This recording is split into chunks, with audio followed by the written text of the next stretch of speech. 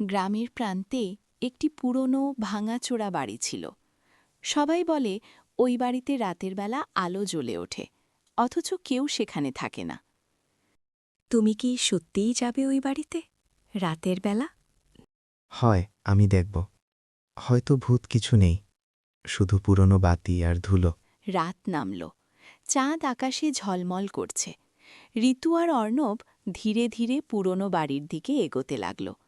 বাড়ির দরজা খোলা আর ভেতরে অদ্ভুত নীরবতা। তুমি শুনছ? যেন কেউ আমাদের ডাকছে। না, এটা শুধু বাতাস। পায়ের তলে ছাপ পড়ল, আর হঠাৎ এক ঘরের আলো জ্বলে উঠল। ঘরের ভেতর থেকে চুপচাপ ভেসে আসল একটা কোমল কণ্ঠ। এখানে কেউ কি আছে?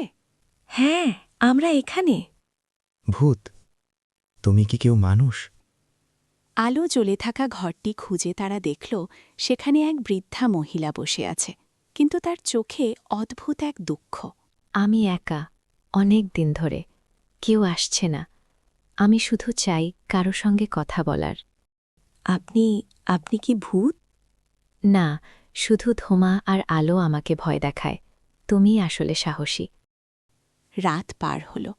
অর্ণব আর ঋতু বুঝল অনেক ভয়ঙ্কর গল্পের পেছনে সত্যিই মানুষের নিঃসঙ্গতা লুকিয়ে থাকে।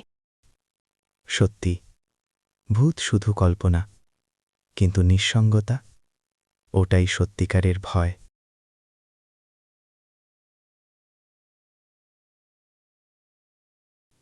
গ্রামের প্রান্তের ওই পুরনো বাড়ি থেকে আলো নিভে গেল, কিন্তু অর্ণব আর ঋতুর মনে এক অদ্ভুত শান্তি এসে ঠেকল। ভয়কে বোঝার মাধ্যমে সাহসও বড় হয়।